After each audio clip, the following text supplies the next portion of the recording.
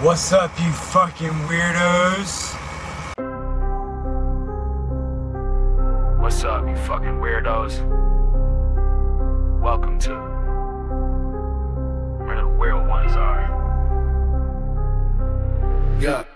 Weird ones only, we talking that truth. Ghost in the attic, yeah, show me the proof. Aliens creeping, they light in the roof. Minds wide open, we shatter the booth. Conspiracies deep, we dig in the scars. Demons and angels and bodies on Mars. Cryptids be watching, they lurk in the dark. Mental on edge, but we glowing like stars. Welcome to the pod, no cap, it's a seance. Whispers in the static, spirits doing dance. Reptiles in suits, yeah, running the lands. MK Ultra made a puppet of your mans. Wendigo hunger, dogman strut, flat woods, eyes glow. Slice through the cut, Bigfoot tagging trees. Marking the trail, weird ones ride, no room for the frail. Talking about trauma, talking that soul. Peeling back layers, we digging a hole. Sacred geometry, numbers align. Ancestors speak through the veil and the sign. Ayahuasca dreams, third eye lit. Shadow self lurking, we making it spit. No mainstream lies. This the dirt where the weird ones rise from the blood and the hurt. Weird ones only, we talking that truth. Ghosts in the attic, yeah, show me the proof. Aliens creeping, they light in the roof. Minds wide open, we shatter the booth. Conspiracies deep, we dig in the scars. Demons and angels and bodies on Mars. Cryptids be watching, they lurk in the dark. Mental on edge, but we glowing like stars. Voices in the woods got chills on the neck. Black-eyed kids at the door, now we check. CIA tapped in, fluoride drip. Project Bluebeam, watch that script. Talking about grief, talking about fear. Talking about why them voices appear. Healing the mind while breaking the chain. Spiritual warfare deep in the brain. We don't run from the strange, we live in the strange. Tattoo the truth in the scars and the pain. Stay weird, the mantra we own in the name. Reality bent, so we bend to the same. From the attic to the swamp, we tracking the freak. Where the veil get thin and the silence speak. We ain't your norm, we off that grid. Weird as the wave, yo, this where we live.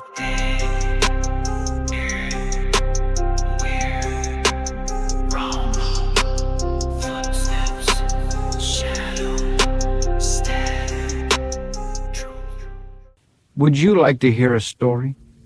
What's up, my fellow weirdos? This is Jen and Mondo from 305 Paranormal. And you're listening to Kevin from Where the Weird Ones Are. If you like what you hear, like, comment, sub, and share to hear more. What's up, you fucking weirdos? Welcome to another episode of Where the Weird Ones Are. My name is Kevin, but you probably already knew that, and if you didn't, now you do. This is my 100th time recording this fucking intro. I do not know what's going on with my computer, but it's boiling my blood. Anyways, anywho, all right, let's get into it. Today's episode is with Conspiracy of a Deadman. Amazing dude. Really enjoy talking to this kid. One of my recent connections I've made that I've really enjoyed getting to know him and stuff like that. He's bought some hot sauce, which is dope. I actually got to send him some fucking coffee that I keep fucking forgetting about. Wow.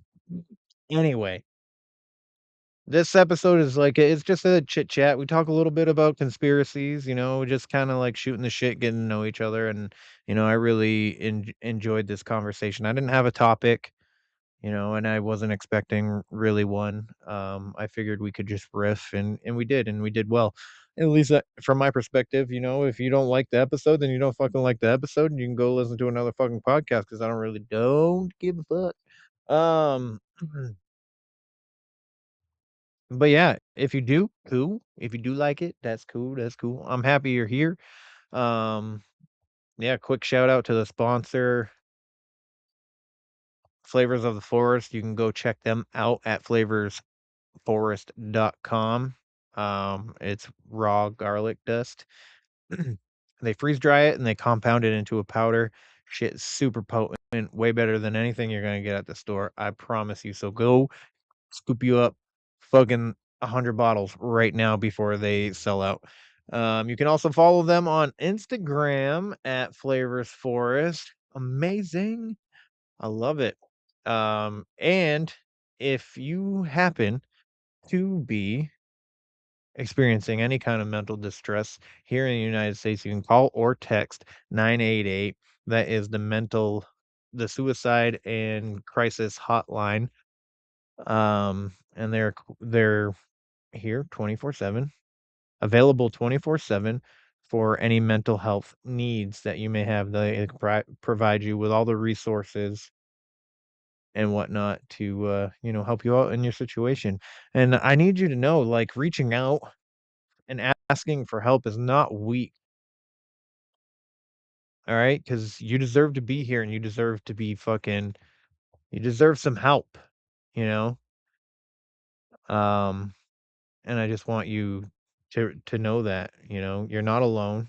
I struggle all the time. If you need somebody to talk to that isn't a hotline, you can email me at wheretheweirdonesare@gmail.com. It's totally fine, you know. Um, but yeah, you gotta take care of yourself. Take care of yourself because you can't take care of anything else if you're not taking care of yourself. So you gotta be healthy for you.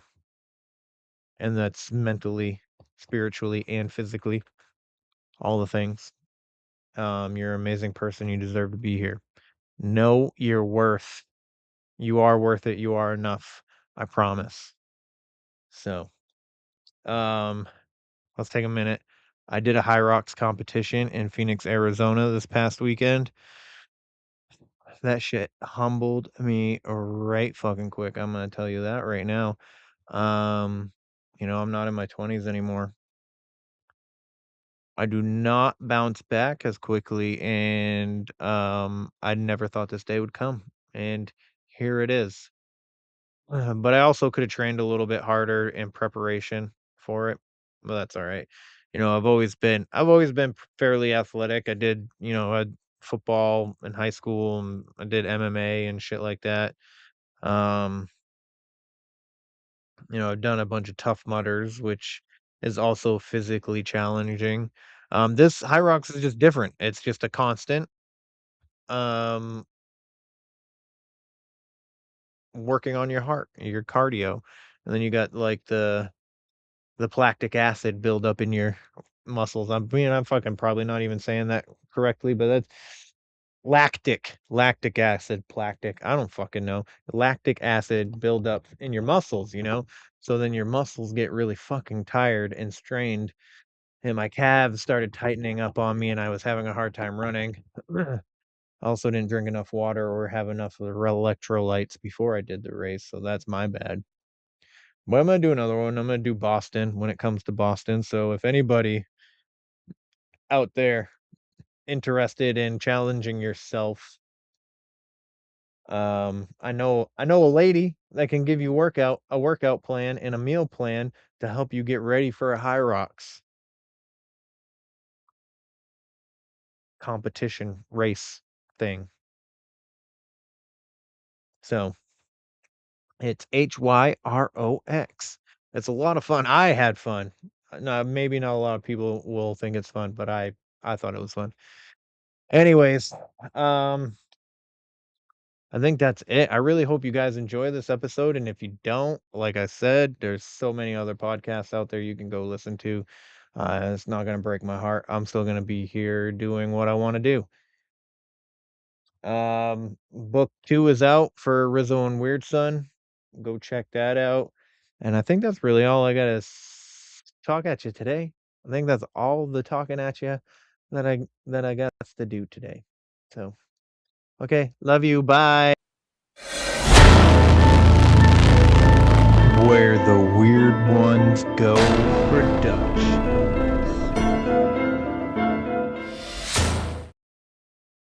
What's up, everybody? Welcome to another episode of Where the Weird Ones Are. So happy to have you here. I have a special guest for you today.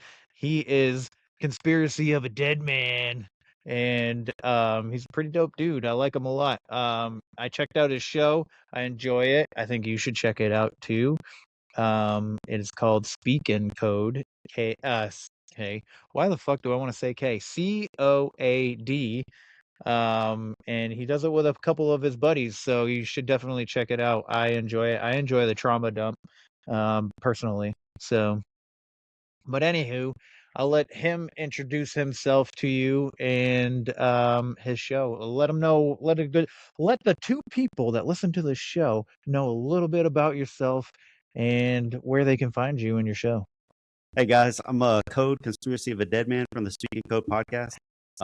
It's just myself, my co-host Chente the homie, Teddy Dynamite. I got them all right here. So I got Swank serving with a noble cause, myself, Teddy Bear Dynamite, dressed up as Bigfoot, and then I got Bender, which is also Chente, who's also dressed like Bigfoot. I think the AI kind of screwed up the art, but whatever. It's to each their own. But yeah, we usually talk about anything conspiracy related or anything spiritual, or we go from anything from Bigfoot to CIA and controlling assets and all this other stuff. And then my other show is called Trauma Dumping with Code, which is just by myself. And just kind of do some sort of doom scrolling. If I have a guest on, it's going to just be one-on-one, and I spin a wheel and it tells me which topic. And then once I go to that topic, I pull up a video and then watch that video and kind of give my own ideas and thoughts on the video. And then we go on to the next video or next topic. And it's just kind of like probably do like 5 videos, and it's anywhere from 30 minutes to an hour, just depending. I try to keep it within 45 minutes, but sometimes if the conversation gets going, sometimes it's hard to stop. So we just have fun with it. And you can find us everywhere on YouTube, Rumble, BitChute, anywhere, Spotify, X, Instagram, and it's SpeakinCOAD, SpeakinCOAD, and we speak in code. So. Nice. I'll obviously put all of his links in the show notes so you guys can just click and go to it from there if you want to, or you could just type it in. That's fine too. That's how I usually do it. I don't usually go to the show notes. I'll just type shit in instead when I hear something that that interests me on somebody's show. Yeah, thanks for having me, by the way. I appreciate it, man. No, thanks for being here, dude. I'm glad I asked you. Mainly because I enjoy listening to you talk on your show, so it's cool to actually be able to actually have a conversation with you. Because sometimes I think, was it your show? I think it was. And I can't remember what was happening. I think it was somebody else's, actually. Never mind. There's plenty of times that I just speak out my butt cheeks, and it's just like, oh, that wasn't. Hey, I didn't mean to say that. I speak out my butt cheeks all the time, man. They call me Ace Ventura around here. Oh no. Yeah, we had a guy. He meant to say that he had Tourette's, but he said he had narcolepsy, and I'm like, you have narcolepsy? And he just starts going on. He's like, yeah, I'm out there just cussing and beep, beep, beep, beep, beep, and like just like cussing up a storm on video games. And after the fact, he hit me up before I edited the podcast. He was like, dude, he was like, I said I had narcolepsy. He's like, that's the one where you fall asleep. That's why you're asking me if I fall asleep.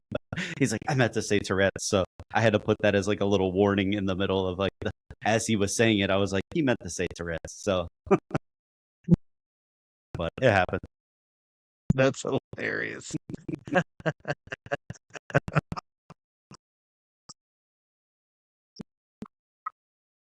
You want to know what's so it's funny once I hit record, a lot of times I forget words. Does that ever happen to you? Oh, 100%. I'll literally be like, it's a word that I use all the time, and I'll be like, dude, I cannot think of this word for the fucking life of me for some reason. Yep. It's ridiculous. But so anyway, so I wanted to ask you, what was that like push, like that thought process that got you onto starting your show? So I used to listen to a podcast called the No Mercy podcast back in the day. It was like right around 2020. My sister told me about this episode, and it was like Tom Hanks. So it was like about him and his like secrets. And I was like, there's no way. Guys that happy shit. Yeah, oh yeah, that was part of it. But it was also like he likes younger people. So I was just like, there's no way. Well, then she's like, yeah, I heard that too. So I Googled it, and it came up. Tom Hanks is this. And I was like, all right. I'm like, who would even post that on their video? That's weird. And it was this guy named Tommy G from the No Mercy podcast, and it was his brother Kurt and his cousin Bob from Bob's Lesson, or he went by Bob's Lesson. Anyway, long story short, they ended up eventually adding on Deplorable Janet onto their show. Do you know who Deplorable Janet is? I do. I love her. Yeah, she's awesome. So they started a Discord, and their Discord just kept getting nuked over and over and over again. Just, I don't know if they had trolls, or during that time it was very sensitive So things were just getting shut Yeah. down very quickly. I mean, I think he had like 4 X accounts or something, or Twitter accounts back then. Like he used to get shut down on Twitter all the time. And he was the one that actually found out about that whole Wayfair thing originally. So he was like the first person to talk about Oh. Wayfair. That he might not have been the first person, but that people recognized. But we all were a part of it because we were in the Discord. There was like, I think, close to 5,000 people in this thing, and it was just a nonstop 24-hour or 24/7 like conversation just going. It was so much fun. Well, anytime they got nuked, if you were friends with somebody, it would move you from that Discord to like a group chat, and it'd be like, well, what the heck? I was in a whole group with this and having a conversation with people, and now I'm in a private group chat with one of my buddies or 2 people, or it would send you to somebody else's Discord that you had mutual, like you were all in a mutual Discord, so it'd hurry up and ship you. So it just kept getting annoying. So I hit up Deplorable Janet, and I was like, hey, I'm not trying to take away any of your followers or nothing. I'm not even doing a podcast. I'm just, you guys were talking about setting up a Discord where it had all these random conspiracy topics, but every time they would start it, they would get nuked beforehand. And I was like, is it cool if I set one up? And then that way, if anybody gets nuked, they'll all shift into my Discord. We can keep the conversation going. And then as soon as you guys get a new one, just send me the link, I'll post it, and everybody would shift back to theirs.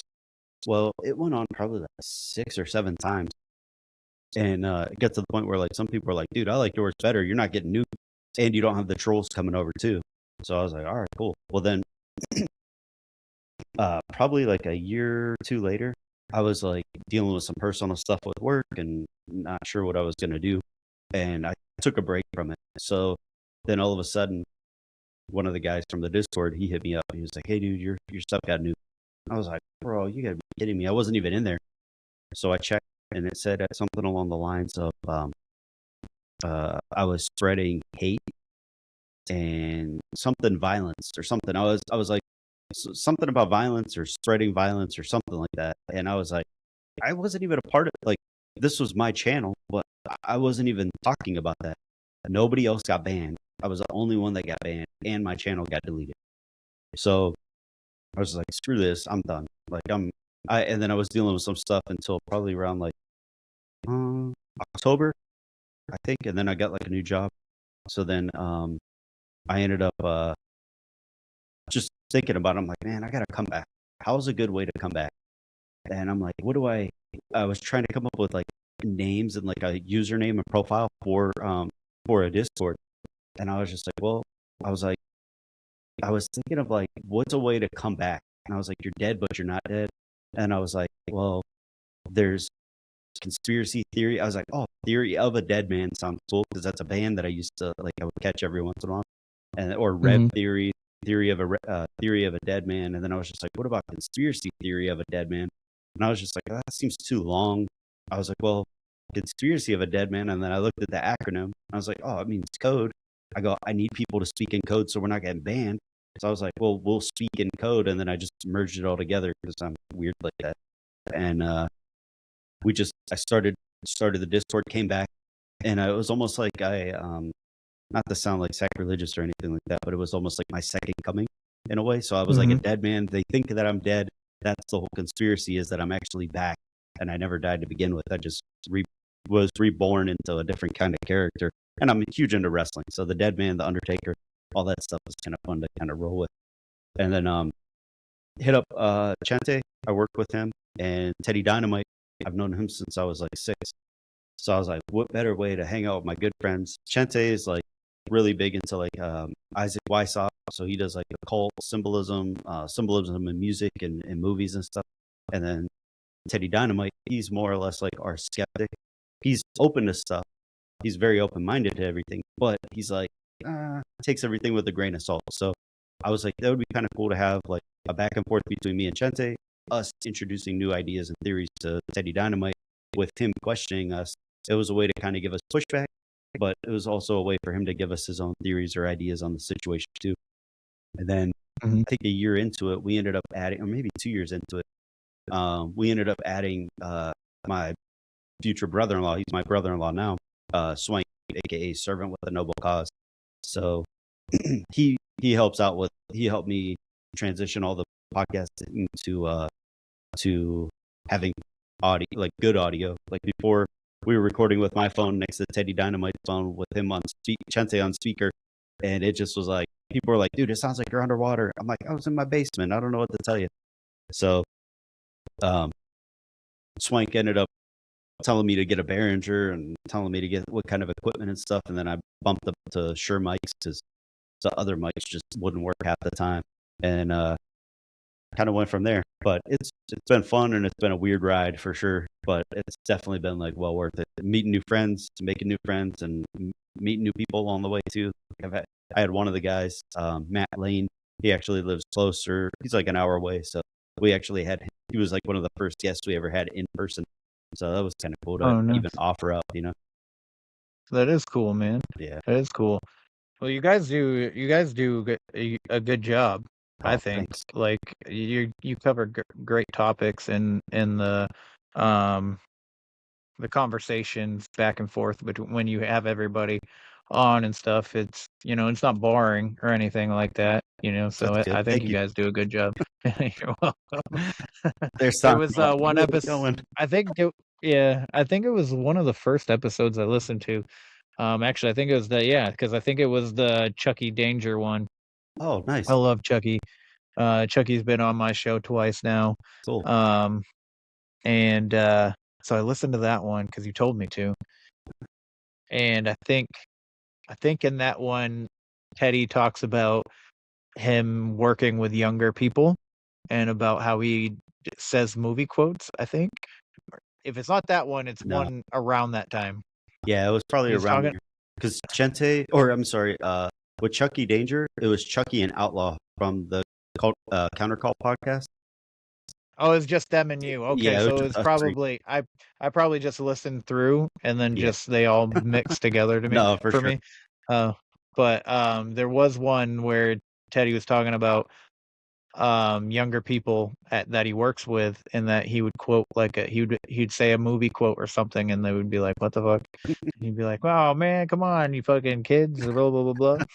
I have the same issue with this kid Jose that I work with. Oh, yeah. Like there was one time I said I don't know, I can't remember exactly how the conversation was going, but I was like, I have many leather bound books. My apartment smells of rich mahogany. And he's like, "What?"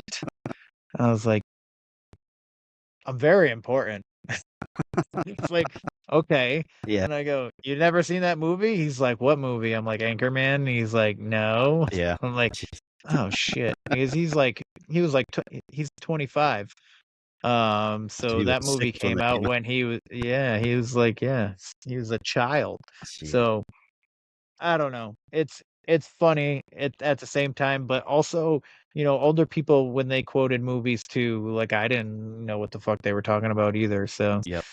but I found it hilarious because he was talking about it and I've experienced it, and I was like, I know, right? You forget how young people are sometimes, especially when you work with them, Yes. and then you like when you talk about a movie or music even, and then they're like, "I don't know what you're talking about." Then you realize you're like, "Oh shit." They're like 5 years old right now. Yep. Like I would have my roommate, my old roommate and his wife, she would always quote stuff and they would just start cracking up and quote it back. And I'm like, I have no idea what you're talking about. And they're like, "Oh, it's a Disney movie." I'm like, "That's why I don't watch Disney That's stuff." why. I'm like, "They're all say no, just kidding." It was before I even got into conspiracies, but I was just like, I can't watch Disney stuff. I'm like, not that they were even like Disney adults, but it was like close enough to me when I would come home and they'd be watching Aladdin on the couch, and I'm like, man, I gotta watch something like more adult rated, not adult rated, but I mean like more gauged towards adults. I wasn't just going home and watching Corn on the Cob, I Zoot guess. Zootopia's a good one. Really? That's that one is shows corruption in the government. Dang, that's sick. Yeah. And like the silly little things that cops do to try and get around shit. Like Dang. there's one scene where she throws something over a fence and the fox that's with her, he climbs over the fence to get it, and he's not a cop, but she is. And then she goes in and she goes, now I have probable cause because there's a shifty person in here. Oh man, Oh yeah. that's So insane. I'll definitely have to check that out. we watch it all the time too. My daughter loves movies. Um, and she doesn't speak quite yet. She says some words, but she'll sit there to movies that she's watched over and over again. She makes noises like they'll be talking, and she'll make noises like this, like in like the way that they're talking Yes, or whatever. And then if like a part of them is yelling, like they got surprised and they're like, ah, she'll start screaming, ah, right before they scream. It's that's too fucking funny. hilarious. Jeez. Now you just got one kid, or you got a couple? I have 3. I Okay. have 2 teenagers and then Oh, a baby. Oh, okay. You have one that wrestles, right? Yes, She yeah, my beats up all the daughter, boys. my eldest, she tries to. Yeah. She tries to. She gets fucking pissed when she loses. Oh, I bet. Dude, she cries. She was crying one time because she lost within like a couple seconds. She got pinned really quick. Bros. And can you still hear me though?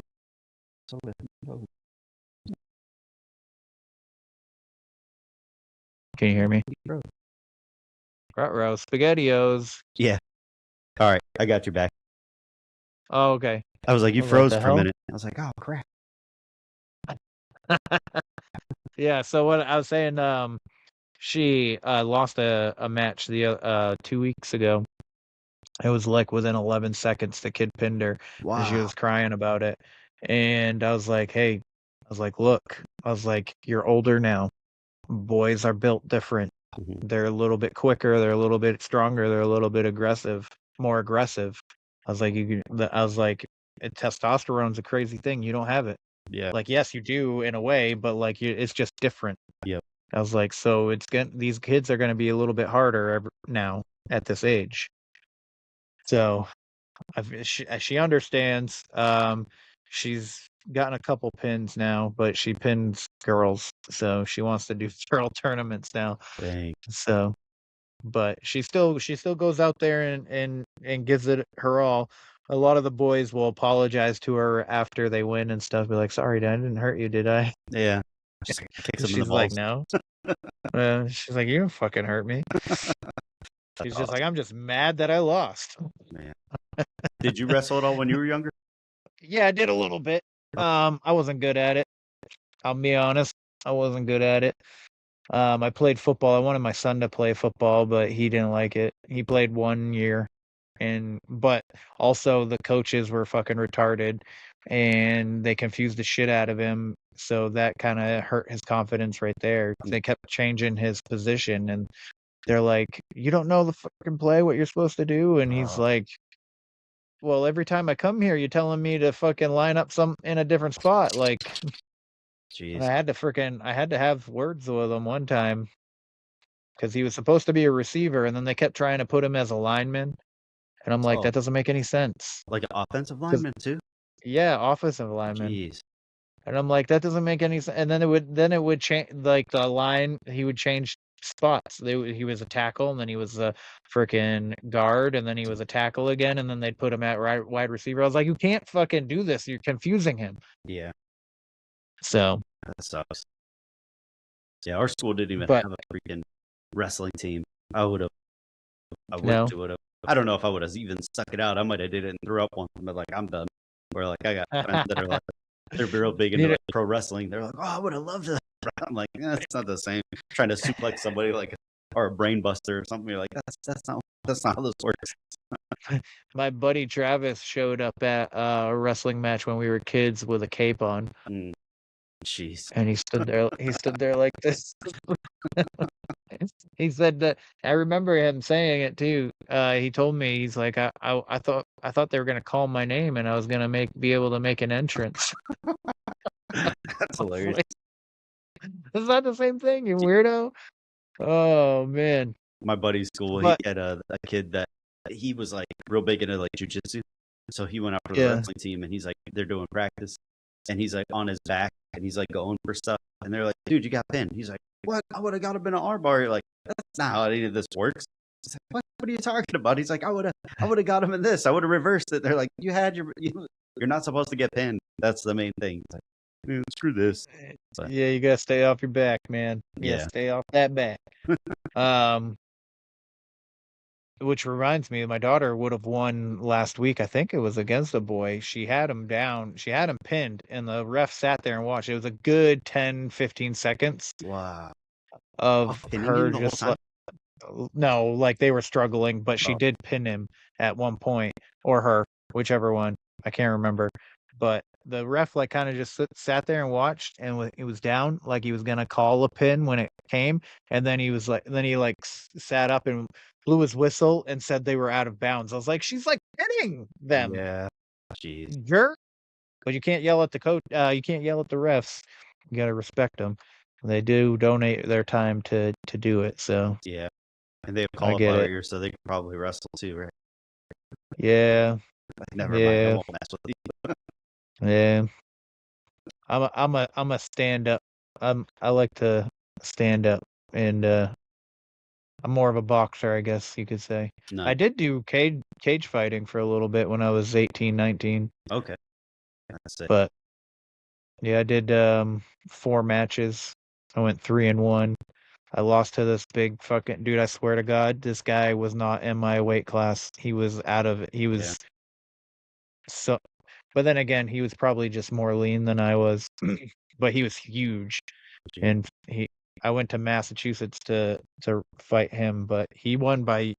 He didn't knock me out or anything, so that was cool.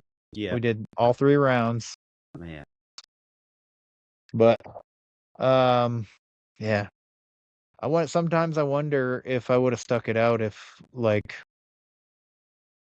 would I be in the UFC, or would I be living in a trailer somewhere? Yeah, really. You're like, oh, paying medical bills. You're like, I broke my leg after the 5th fight. You're like, crap. Yeah. Yeah, that'd be crazy. Yeah. So what is shit, I had a question formed in my head. Hold on, I'll get it back. Give me 2 seconds. What is your favorite conspiracy? Hmm.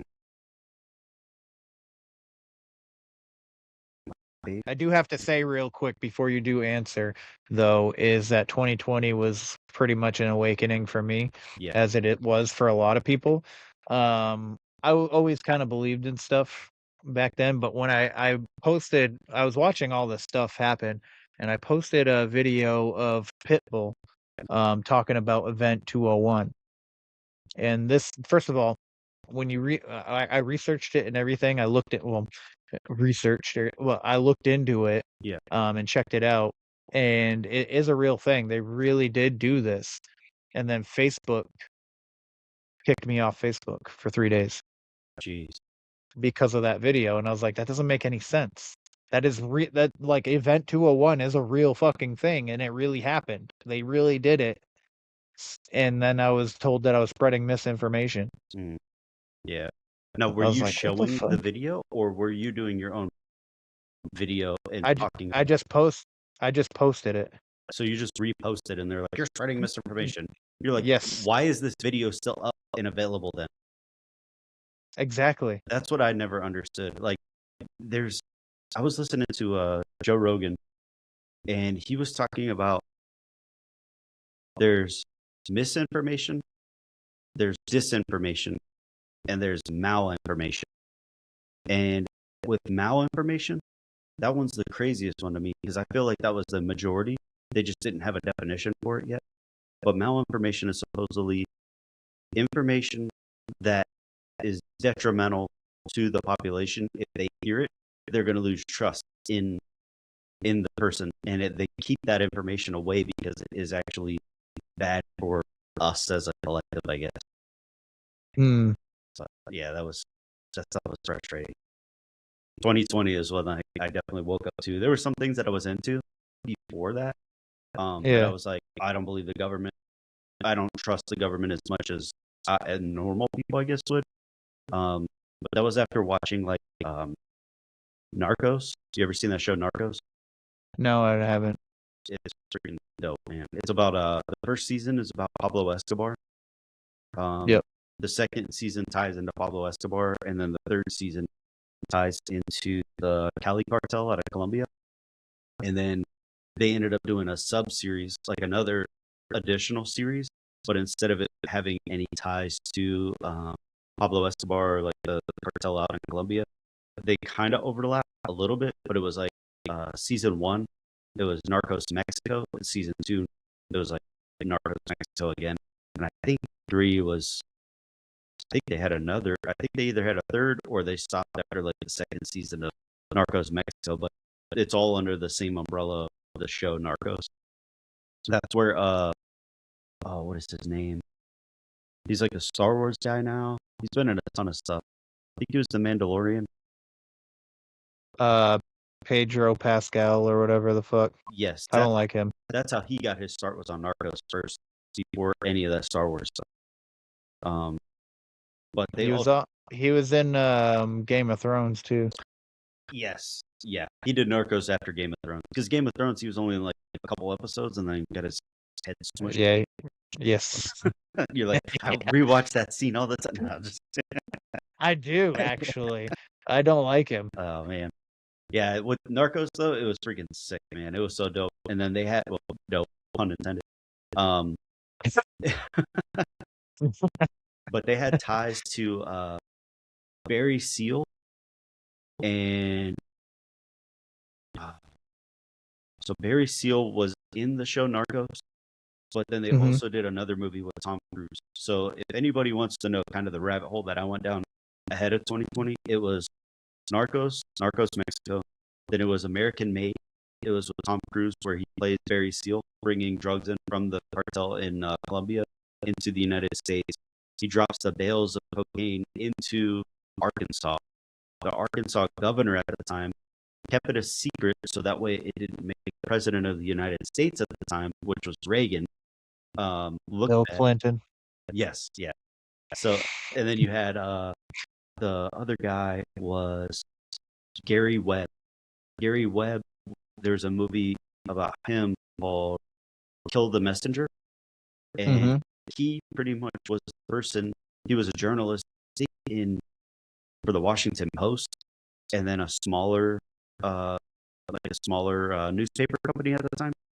He started unlocking, like figuring stuff out with the government and seeing that not poor, but a young black kid from South Central LA or Compton ended up becoming this huge kingpin, which was the real freeway Ricky Ross. And he had ties with like this cartel member from Colombia who was his connect to Pablo Escobar, who brought the drugs into the United States. And his whole thing was like, he ends up, no spoiler alert, I guess, but Gary Webb ends up dying and taking his own life with 2 bullet holes to the back of the head, or 2 gunshots to the back of the head, and they considered it a unaliving of himself.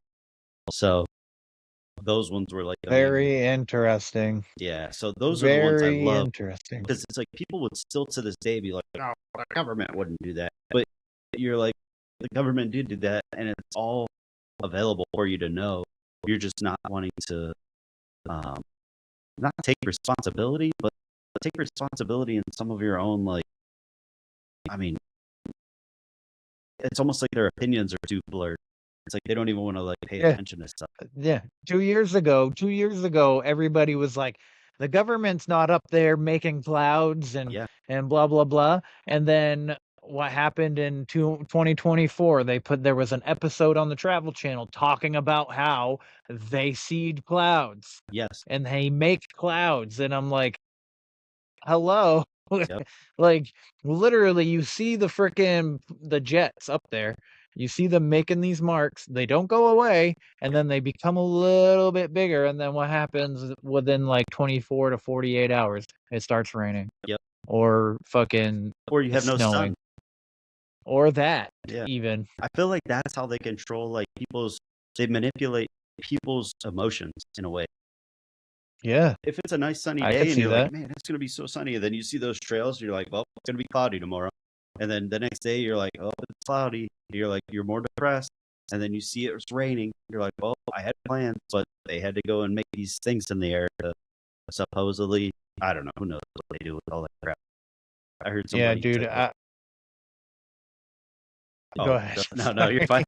Sorry. I was gonna go on a I was tangent. just I don't need to. I was just gonna say that frickin' a couple years ago when I was learning about chemtrails and shit, I was driving home from work and I was looking up in the sky and they made a big numeral Roman Roman number 5. So it was a big V with the 2 lines on each end and Gee, it was huge in the fucking sky and I'm like, what does 5 signify, you know?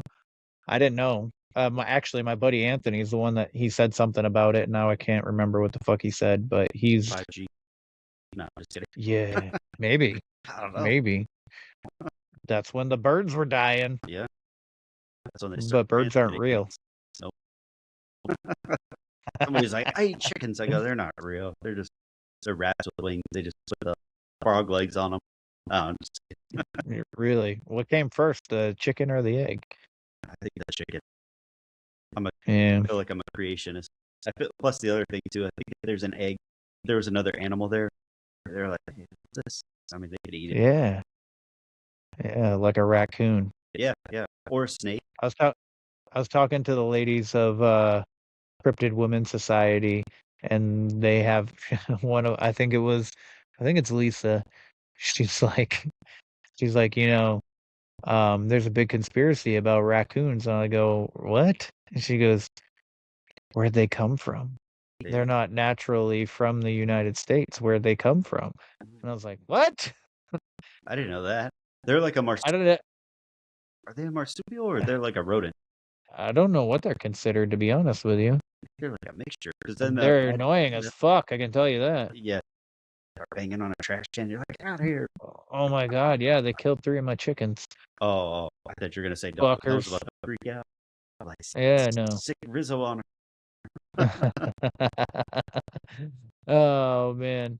Yeah, so frickin' that's another reason too why I believe in a strong border is because of the drugs. Mm. And we have such a problem with drugs and shit. But right now we have more drug like fentanyl Yeah. is what's coming from the north. We're getting fentanyl. Bleh, we're getting fentanyl from fucking Canada. Yeah. Somehow. Davey and Rooster sending them down. Dude, for real. Dude, they talk about friggin' having strong borders, but we're not protecting our northern border either. Mm-hmm. I think At all. that's where the people came from 9/11, right? Did they come Yes, through they the did. border that way? Yeah, they came down into Portland. They learned how to fly in Portland, Maine. Portland, Maine. I'm thinking Portland, Oregon. Yeah. Opposite side. Yeah, I know all about this because I live in Maine. So, and they learned how to fly in Portland, and then they went down to Boston, and I think they took another course in Boston, and then that's when they boarded the planes. Yeah, that was insane. That was another one. That's really what woke me up. It was when that happened, when I watched that, especially because I was in 7th grade. I was in the middle of science class, and then all of a sudden, like, they said something over the intercom, but they didn't say that. They just said there has been a terrorist attack, is what I think is what they said. And then my science teacher rolled in the TV and turned on the news, and we literally were watching it in science class unfold. And so they called school early. They sent us all home. For what reason, I don't really know. Yeah. But I remember there was a couple girls crying in the hallway, thinking that a plane was going to crash into our school. I'm like, yeah. I was like, the Biddeford Middle School is not subject to anything special. Yeah. I'm gonna tell you that. But so I went home and I watched it, and I remember watching the lady talk about how the second plane hit, and the second plane hadn't hit yet. Jeez. So that was where I was like, that's weird. And it was like 5 minutes later, the plane finally hit.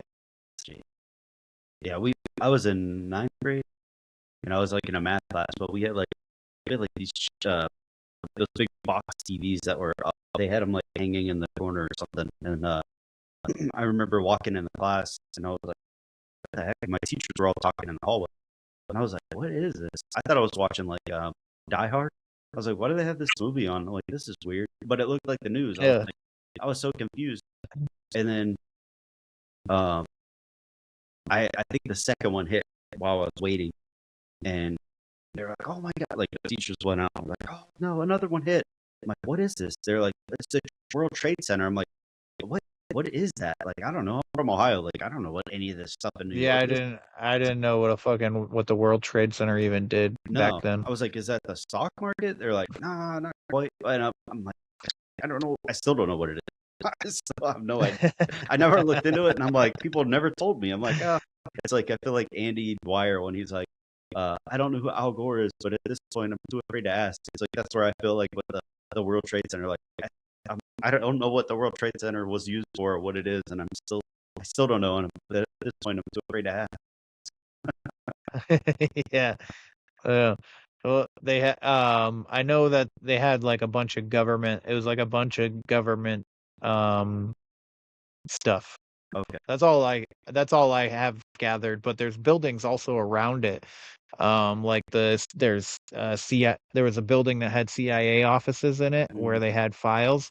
I think it's building 6 or building 7, whichever one had the hole in the top of it. Yeah, I think They had nothing. 7.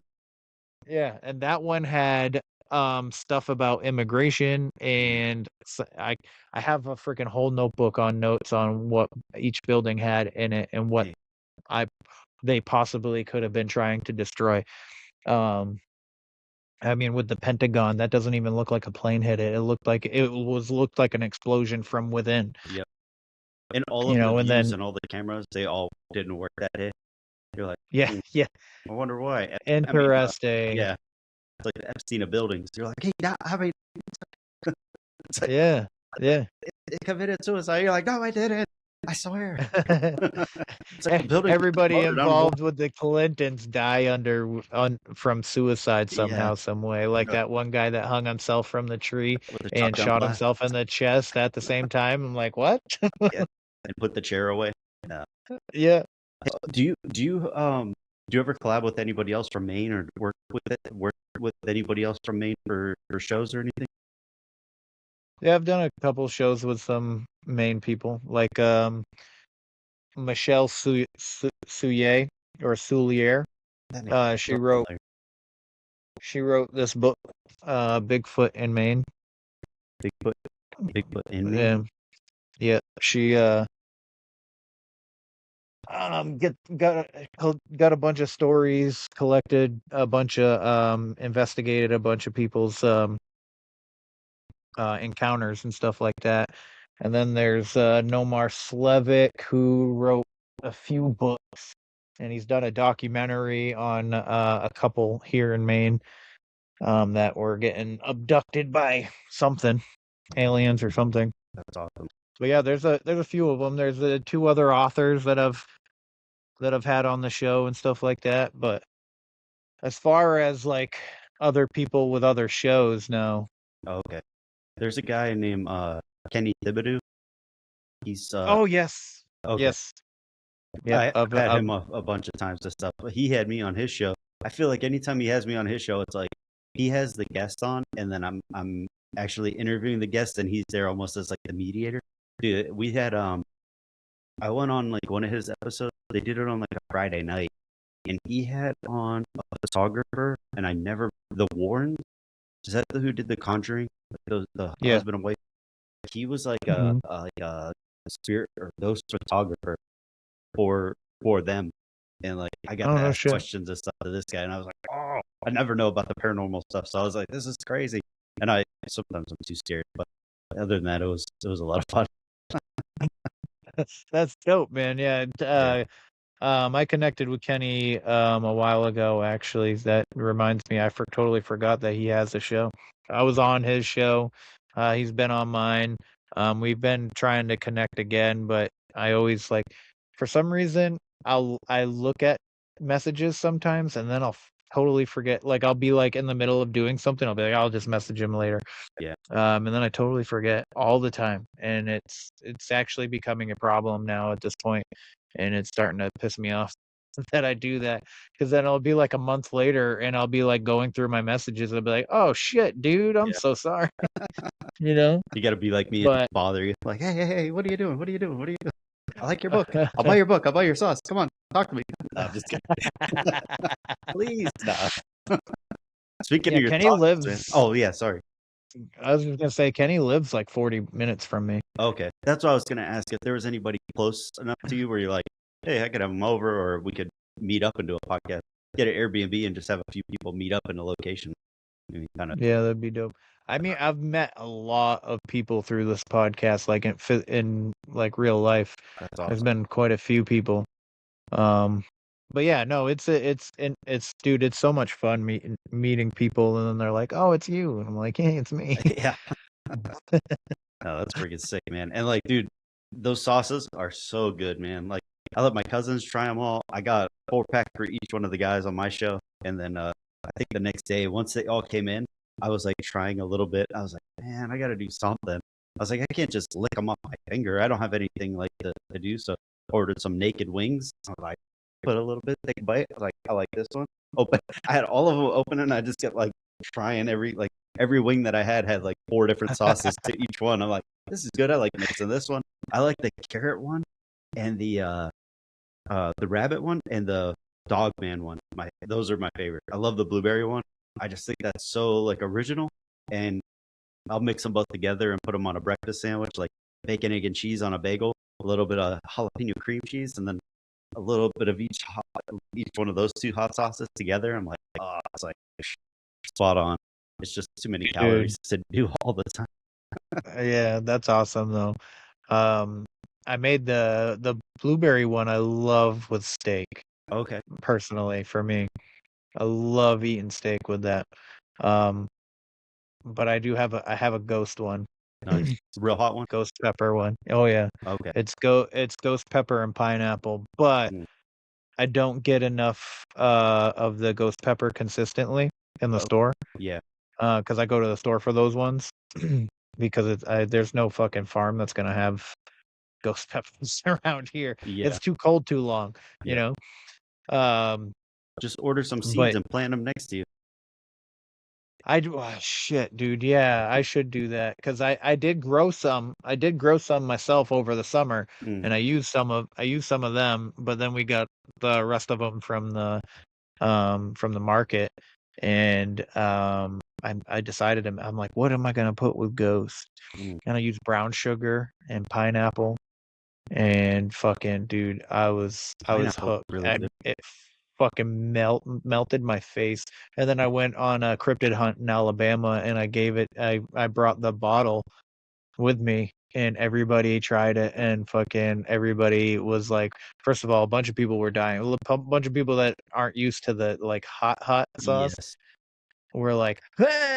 And then like obviously my buddy Drewski from Cryptid Warfare. Yes, shout out Drewski. Yeah. And Midwest He's Mythos like, was there, and Doc Brown, right? yeah. I saw those. Doc Brown was at the Tennessee one. Okay. So Doc didn't get to try the ghost pepper one. So it was just Riley and Drewski for podcasters that and Harley Owens. But Harley Owens not a podcaster. But anyways. Oh, okay. Yeah, both Riley and Drewski handled it pretty well. What was his name? Owens? Harley Owens, yeah. Does he have a brother that does a show? Not that I know of, no. Okay, because I might be thinking of somebody else. I had somebody reach out or follow me, and I was like, yeah, are they a podcaster? I was not sure at all. And then I followed them back, and then somebody else with like a similar. I was like, maybe they're brothers. I might be messing it. I mean, Owens is a common name, so I could have just. Yeah, it is. I know he has a sister. I don't know if he has a brother. Yeah, I'm pretty sure it was a guy. Yeah. So he's a dope dude. Very excited about Bigfoot. Yeah. For sure.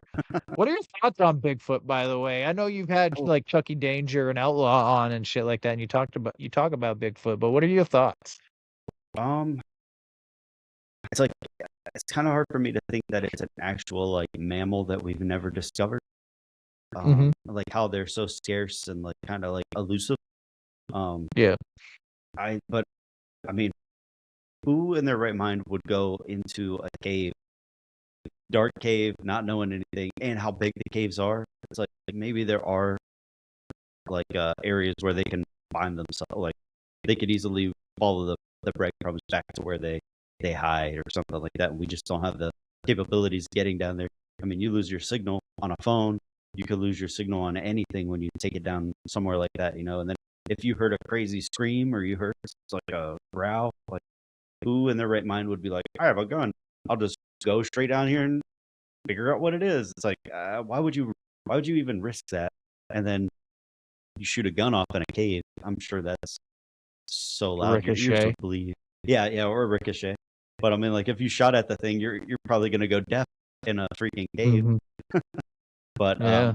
I like to think that they're, man, I don't know. I sometimes I think of the idea that they're like interdimensional, or maybe they have the possibilities of being able to poke like an octopus or like a predator, and they're like one of Yeah. the only mammals that can do that. Because I mean, if there is a mammal that can do that, like maybe that's the one, and we just never been able to locate it. And who knows? Maybe it's like I heard things like with a dog, like a dog can, how we hear with like surround sound, dogs can smell with surround sound. So Yes. maybe a Bigfoot has the capabilities of being able to smell at a further distance, and because they're upright, so maybe they could have a bigger peripheral on that. And then the other thing I heard too was Teddy Dynamite mentioned it. He's like, what if it's something where he's like certain animals can't see certain things? Like I think Chucky Danger mentioned like a deer can't see a tiger because of the stripes, and it's not even that it's the color; it's just a pattern. And it's like, what if Yep. that's the same thing for us? Like, what if it's like a peripheral thing, or like our body's not able to be able to, like our eyes aren't able to visually see it, you know? So, and I don't know. There's people that go out looking for it, but it's not like you got thousands of people all at the same time holding arms and just walk in a forest, you know, trying to look for something. And if everybody's looking here at nighttime, are they able to see it at nighttime if it's up in the trees? Like maybe they're able to disguise themselves or go up in the trees, and it's like they're the modern day ghillie suit. Maybe they could take it off, and it's just like they're a different animal, or I don't know, nothing like that. But Shape shifting Bigfoot. yeah, shape shifting skunk ape. No. Yeah. I like the idea of them being interdimensional too. Mhm. Um, One of the things that for me that lends credence to that is that I'm pretty sure that I saw one in Tennessee with Riley, Gee. from Midwest Mythos, and Harley and Doc was there for that one. We're kind of just like chilling in the woods with, and Harley has the thermal Mhm. camera on, and all of a sudden he's like, "Oh my god! Oh my god! Oh my god! There's two of them! There's two of them!" And Doc is like, "Dude, shut the fuck up! You're supposed to be quiet."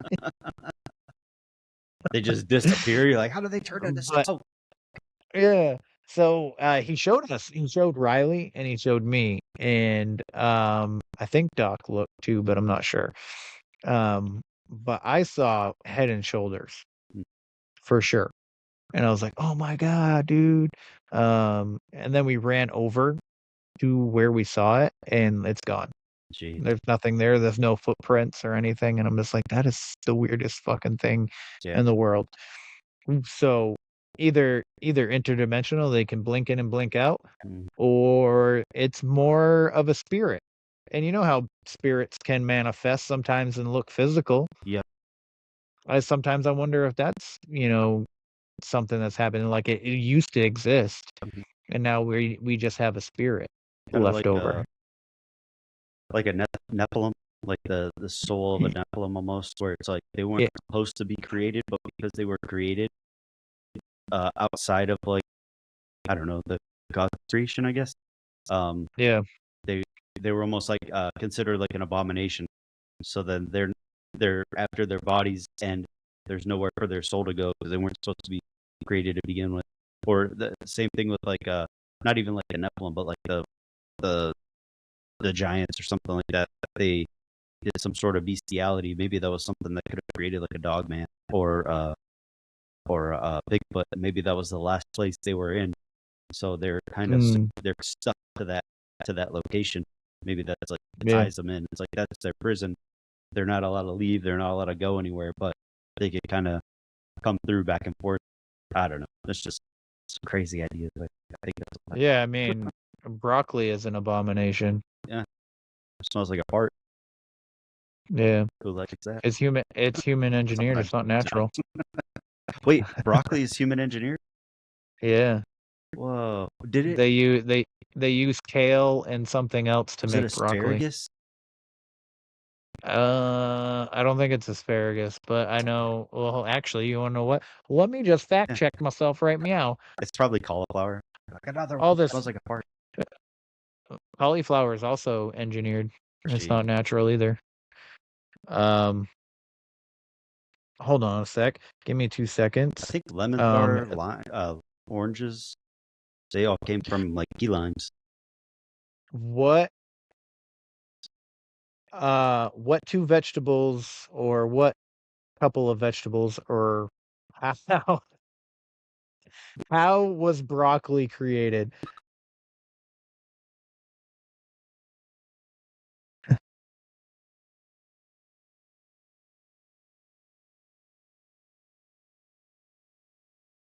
Short answer, broccoli comes from wild cabbage, so it's wild cabbage and kale.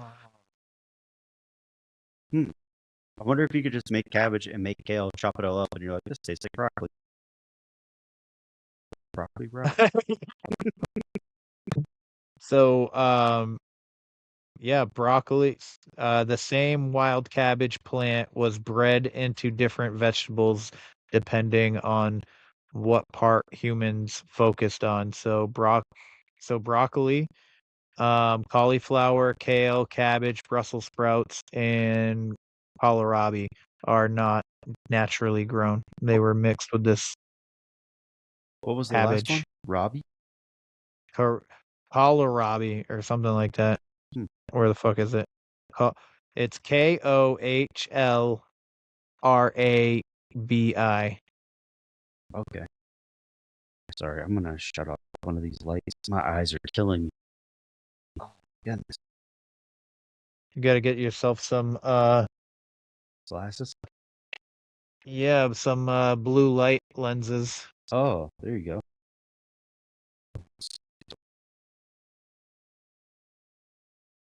So yeah, early farmers noticed plants with thicker flower buds, so they kept replanting seeds from those plants to generate broccoli. Yeah, that's very interesting. I'm sorry, I have I have a green one here, but then I have this blue one that's keep changing colors in front of my eyes. I'm like, oh my goodness.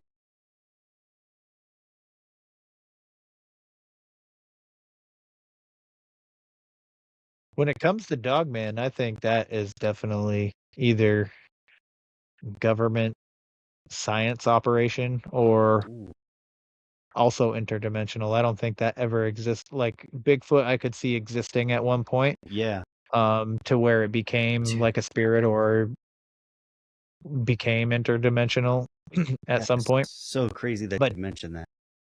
Dogman is definitely like never existed to begin with here anyway. Can I show you something? Yeah, dog. All right. So I just came across this recently, and then it was like missing a couple episodes. So then I was able to find it on YouTube. There was a show called Roswell Conspiracies. It was like Roswell's Conspiracies, and then it's like : aliens, myths, and legends. I'm like, what the heck is this? And you could watch it on YouTube, but I'll show you. You see it? Yes. Yep. Okay. So it's this, but like the there was like the first episode, and it was a PlayStation 1 game. It was like back in What? 1999. I never even heard of this, but I was like, dude, this will be sick. So yesterday I was like checking it out. I was like, let me watch the first episode. The first episode is this one. It's called Bait Part 1, and then I think the second episode is Bait Part 2. And then but it's hard to watch all of the movies like in a row, even if it has like this one where it's like 46 videos or 11 videos. Sometimes it doesn't have all of them, or some of them are in different languages. But dude, it was a really, really cool show. It's only like 20 minutes and stuff, but I was like, this is very interesting. I never heard of this. And then the first episode, he saw this guy. It's almost like the guy has have you ever seen Grimm, the show Grimm? If you haven't, you have to check that out. I think you would really like that, especially because I feel like you have like a really big imagination. But do you remember like the Brothers Grimm stories and stuff? Yes. So, Yeah. So this guy, his name is Grimm. I think that's his last name, and he is a Grimm. Like they say, like that's his last name, but that's also like his bloodline. And he has the abilities to see creatures that have the abilities to shapeshift back and forth into human. And like so, like for us and like the normal people, we would see them as humans, but he would see them for what they are and what they actually were. So like some of them were werewolves, or they call them like Blutbots, which is like German, and then for werewolf, and then there was like other ones that were like part gopher or part whatever, and then they would be like different beings. Some of them were witches, and I guess the way that they would know that he was a Grimm was when they saw him, his eyes were completely black. So some people were like, how do you know that I'm a Grimm? Like, how do you even know? Because he would see them in their true form, and they would look over and see him, but his eyes would be black. So they'd be kind of like shocked and scared. I think it's on Amazon Prime or something like that for free. But they did like 4, maybe 5 seasons or something like that. It was good. They were like 45-minute long episodes or something. And so anyway, long story short, the guy in the Roswell conspiracy show, I just was watching this yesterday, and he actually had the ability to see them for what they really were. So one of the first scenes was like he gets like he's almost like a bounty hunter. So like they'll give him a call and say, hey, we need you to go get this guy. He goes to the house, and then like the guy like gets mad at him, and then all of a sudden he transforms because the guy sees who he is for what he is. He then transformed himself, but he was like a Dogman alien hybrid. So it was like Dogman, but then he looked almost like Predator in a way. He didn't have like a mouth that like opened like Predator, but he just was like built like Predator and had like all these extra things to him. Like I don't know if he had wings or something weird, but and then I guess one of the characters in the show, which was like a little side character that you'll never see again. He's like a conspiracy guy. He's like, I can't believe I just saw this, because the guy's head went through his wall, but his head went through the wall, and then he looked at him, and then his head changed into what he was going to be or turn into. And so then they ended up calling him, and he's like, how don't I see this thing? What is this? And they're like, well, we'll handle it. And they sent like a sheriff to go pick up the guy and arrest him and everything. But he had like a cord wrapped around his mouth, which would have been his mouth as a dog man, but as a human, it was just like wrapped around his jaw and his nose, and it just looked super corny, but you get the gist of it. But I definitely recommend it. And I think it's like maybe like Y7 or something like that. Like it wasn't anything crazy, but they only went for 1 season, and it's like if you're into conspiracies, that's one that I would definitely check out. Like it seems like a cool show, and it's not like the one that's on Netflix where everything's a conspiracy and like they're making fun of it. Like the lady goes to work every day, and then she runs into Mothman or works for the CIA, and like, you know what I'm talking about with that show? No, I don't. I've never seen that one either. That one. The Mike Myers did a good one, the Pantavern. So was that conspiracy? Yeah, that was a secret society. Oh, okay. This one is called Inside Job on Netflix. Inside Job. Okay. Yeah, and I only seen like I think they only did 2 seasons. I think they canceled it after that. But it looks kind of like this. Like this is the main girl on this video, and then I think this is her. I think that's her dad. Oh, yeah. So Okay. I have come across it. I've never watched it though. you see who that is? Yeah. Jay-Z with the freaking Illuminati chain. Jay-Z. Oh my gosh. But yeah. He's a terrible rapper, Yeah. And I think he in my opinion. no, I think so too.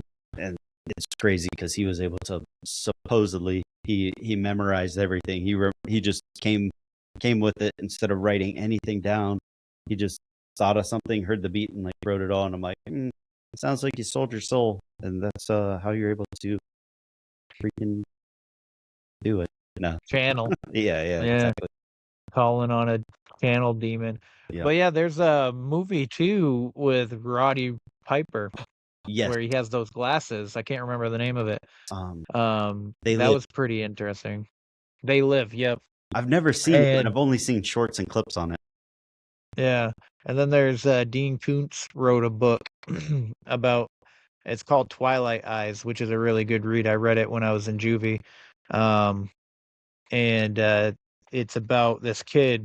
He becomes a carny after he kills his entire family. Jeez. Like and he kills his family because he can see that they were shapeshifters and they were reptilian, and he could see them.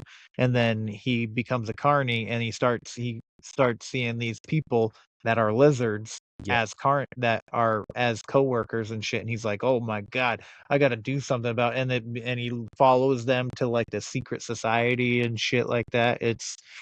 That's a good read. That sounds awesome. Dude, I think he wrote it in the 70s, I think. Jeez. It's like ahead of his time for sure. Yeah. Holy crap. Yeah, one thing I was gonna say too, like if you do your comic thing, or I mean even your book, the first one, it's like 100 pages, right? Like it's not even a long read. Yeah, it's very quick. Like I almost wonder if you could turn that, because that was supposed to be a comic originally, right? Like, yes. I wonder if you could get an idea of like, well, for example, I mean, you know what you look like and you know what Rizzo looks like. So like you could take a picture of yourself, upload it, and even had AI make like almost like a flip book of the story, like do a little bit of the story and just have your information in there, and it just makes like it's almost, and then maybe even have yourself read it as an audiobook, but like put it on YouTube where like that picture's actually changed and it's like you and your dog and like what you guys come across and everything too. I don't know. I get too pumped up. It's a good idea, but AI doesn't do shit consistent enough for that. No. When I first fucking started using it, I go, hey man. I mean, I didn't say it like that, but you know what I mean. Yeah. I was like, hey man, can you make a comic strip? And it's like, yeah, I can definitely do that for you. So like I had it generate a couple things and it looked good. I was like, wow, this is pretty dope. I was like, all right, add some bubbles, put this on this in this window, say this and say that. And it was just like a bunch of mumbo jumbo. It wasn't even words. And I was like, what the fuck? And I go, I thought you said you could do comics. And it goes, I can. And I'm like, and then the more I look into it, it likes to tell you that it can do stuff and it can't. Yes.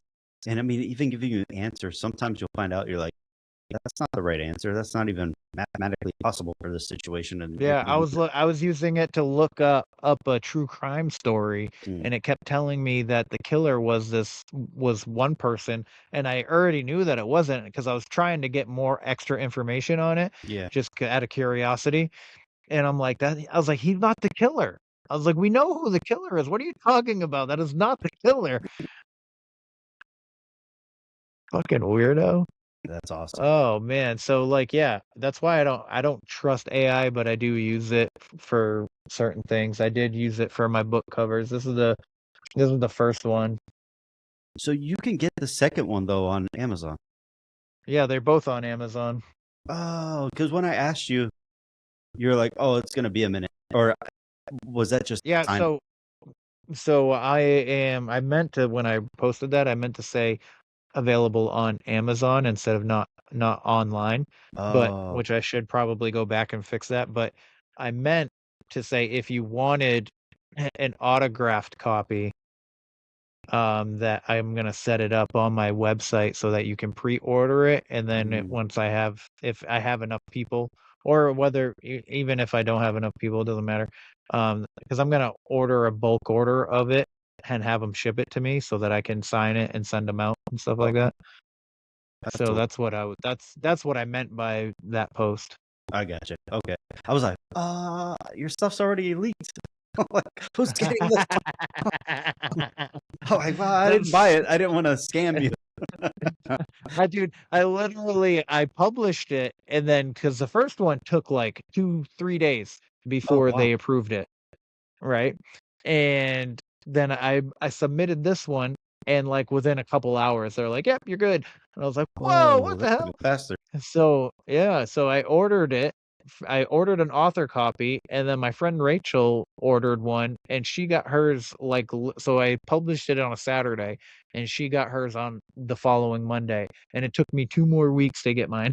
Jeez. I'm like, hello, like Yeah. prioritize for the author, you fucking weirdos. What the hell? Jeez. So how do you even like, man, I feel like you and TBD, you and Teddy Dynamite, man, you guys would like two peas in a pod. Like just the imagination, the creativity style and all that stuff. Like he loves different Oh, now types of you froze. sauces. Oh no. Am I back?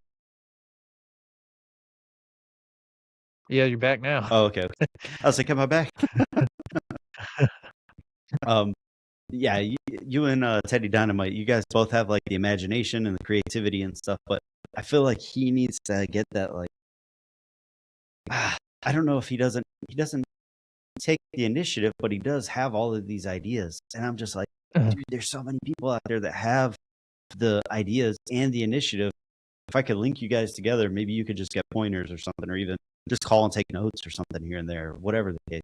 It's like he comes up with ideas for like a book and everything, but his stuff, it's like he starts coming up with ideas and all like storylines and everything, but then he gets sidetracked into thinking about doing an origin story per person or a backstory, and I'm like, oh, don't worry about that yet. Like, do the backstory later because you might have people meet later in the story, and then you could say, okay, well, they end up meeting, and then they intertwine, and then they also go their own way, and they could make their own books later, or whatever the case. And then same with the hot sauces and stuff, and like I don't even know if he likes hot like that, but I think he likes the idea of like adding extra flavor to things. Which it could be a marinade or just a sauce to add onto something. It doesn't even need to be really hot, but just excuse me.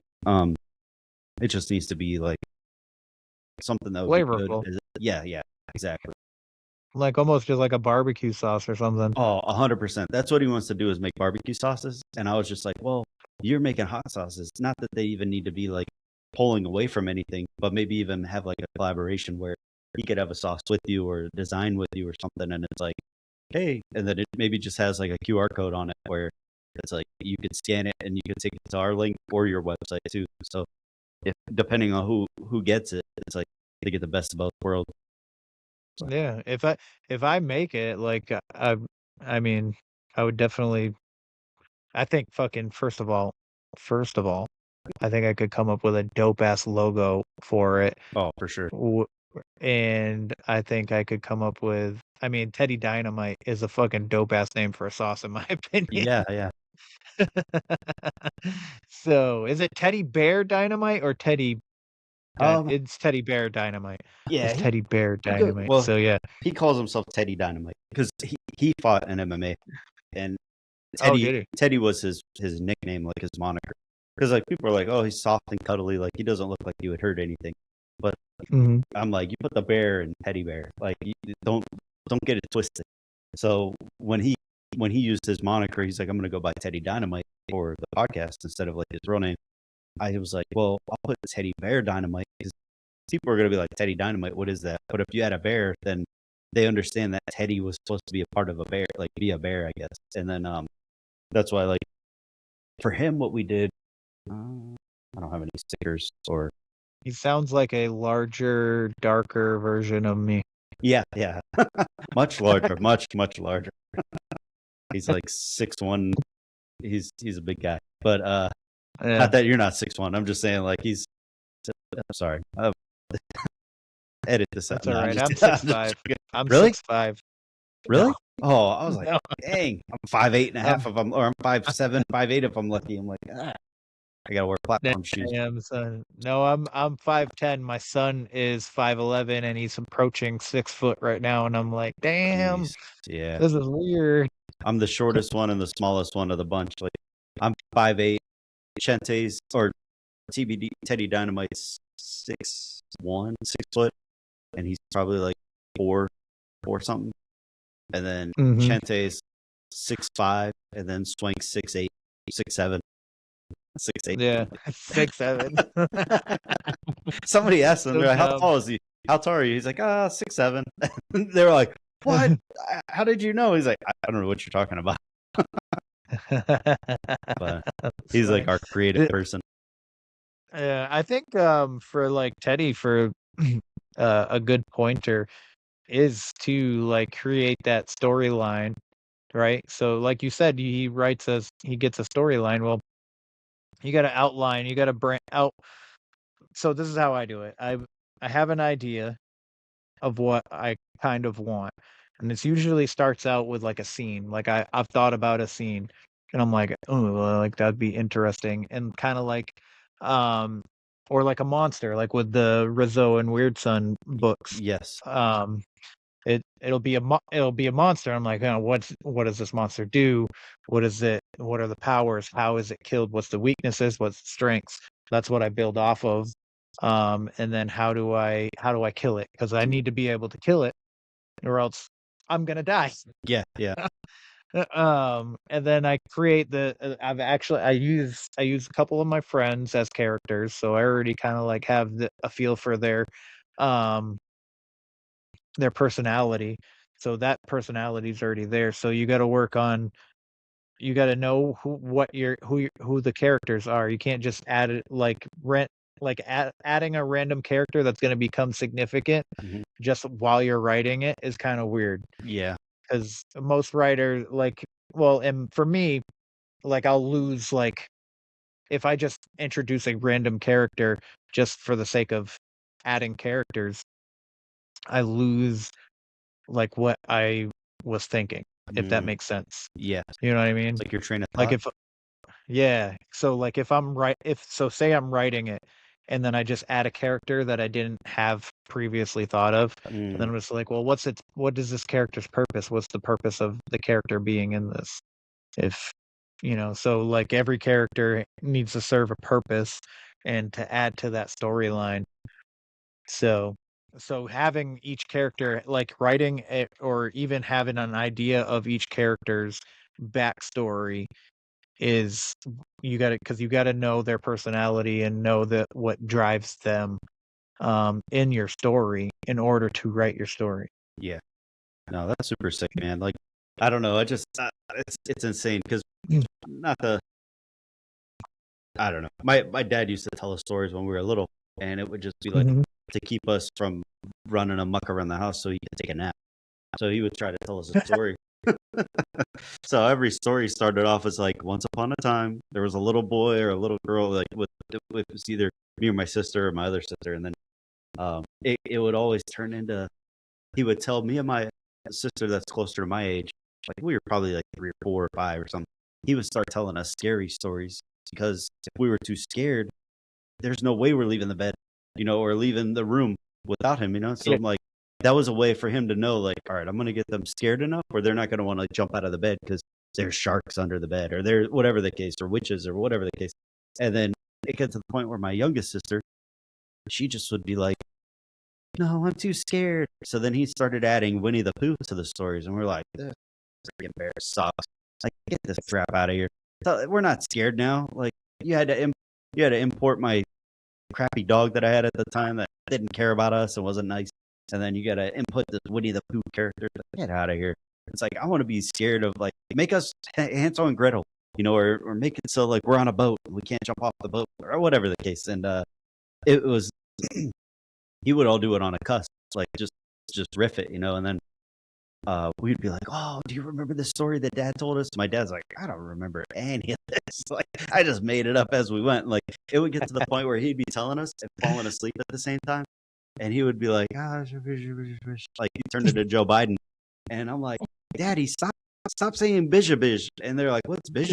I'm like, "That's what he does when he starts falling asleep while he's telling us the story." So we made that a whole thing in a word that didn't exist, and then it got to the point where like Winnie the Pooh started joining us on trails. I'm like, "Get out of here."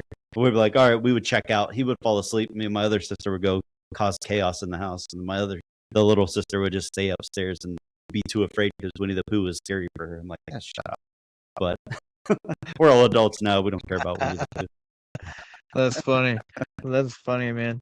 Yeah. Oh man, I'm currently working on a novel too that I've been working on since like 2018. Jeez. So hopefully I can get that. That's about a hitman a cartel hitman. Dang. So and then I wrote a movie script too. I was just telling I'll give you the summary. I was just the ladies that I just recorded with before this, that we got to talking about, my books and all my writing projects and stuff like that, and they were curious about it. So I've started like 5 different movie scripts, but I've only finished one. Gee. And I'm currently editing it so I can put it into a competition and see if I can win. Because if you win, you get money. You most likely get picked up by a studio, and then possibly made into a movie. That's super sick. Now, are these the women that were on? You mentioned them earlier. The Cryptid 3 of them? Women's Society? No. Oh, okay. No, They're from it wasn't Australia, them. right? Yep. Well, New Zealand. Okay. That's how I came across you, because you were on, Troubles was on. Yeah, they did a Christmas special. Yeah. Yes, that was the first time I ever Yeah. saw you, and then you were in the group chat, and I was like, "Oh wait, I know you now." And then I went to your website, and I was like, I got "Awesome." so mad. Yeah. Because I love them. Yeah. And then to be told that, I'm too important for them to ignore me. I'm Yeah. like, dude, I he'll know. be gay. He put But himself anyways, back later, which is good. I'm glad you guys like it. I feel like it was such a quick beef. It was like there was nothing to be even beefing about. But I mean, I just wanted him to know, like, hey, man, you're not that important. That's it. well, I Like, had to tell him too. Like I told him in a sidebar, I'm like, "Hey, no offense to you at all, but like I never knew you until joining this chat. But I also didn't like the podcasts that I listened to conspiracy wise were like freaking both of Sam Tripoli's podcasts, sometimes Isaac Weishaupt, and sometimes the Confessionals with Tony okay. Merkel. And Yeah. then there was like maybe onesie twosies of other people that I've never listened to again. So that was like my ideas of like conspiracy podcasts. I didn't really venture out and try to meet people from other shows. And then Trebles actually reached out to us on TikTok. Like we had TikTok videos that were posting like shorts and clips, and he hit up. Chente was the one that was running our TikTok, because I don't have a TikTok or anything. So he hits me up. He's like, "Hey, this dude wants to know like where to find us and stuff. Should I give him the info?" I was like, "Yeah, shoot him, Mark." Jeez, sorry. Good, man. Could you hear them? Yeah. Okay. Oh, they go It was, nuts for it no was reason. it was very faint though. Okay, I put the echo cancellation. Stop.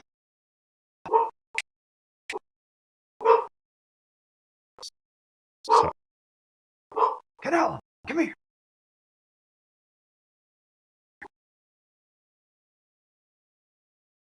Sorry, I feel like they bark on purpose just to get the other one excited, and then I go to the window. They're barking out the window. I'm like, nothing is there. It's a Bigfoot that just vanished. No, but but the what was I saying? Oh, so Troubles hit us up on there and was like, "Where can I get a hold of you guys?" He's like, hit us up on Instagram. So he followed us on Instagram. Me and him started connecting, and the next day TikTok banned us. I was like, bro, perfect timing.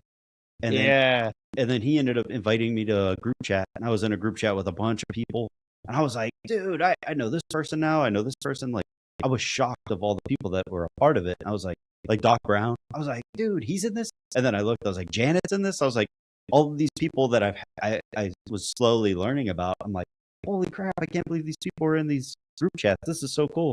And I felt like he was treating me like I was the famous one. I'm like, I don't know anybody. Like, I know of some people, but nobody knew who I was. So it was just kind of cool to collab with everybody. And then when they started the next chat, I don't know if it was, I thought the person that adds people was the person that created it. So I was like, wow, Grim knows all these people. And it was like, I find out like you guys knew different people and were invited through other people. And I was like, that's really cool. It is pretty cool. Yeah. I do like the networking and stuff and the working together to monetize and stuff like that. Yeah. And like the for me, I don't care. Like if this show dies, it dies. You know, it's not a big deal. This is a hobby to me. I Yeah. enjoy doing this. I'm not trying to be famous or trying to make money off of this, although I do. But like if somebody doesn't like me, then they don't like me. They can listen to there's fucking millions of podcasts out there. Yep. If they don't like this show, they can go listen to that. I'm not worried Yeah. about it, you know, and I'm not going to I don't rely on listeners. I do have a couple loyal ones and I'm very grateful for them. Carrie is one of them and I love her very much. Is that your girlfriend? So no. Oh, sorry. No, it's not. No, it's good. You're good. She's actually a lovely lady who her sister owns a haunted hotel in New Hampshire, which I am trying to investigate soon. Dang. But she's awesome.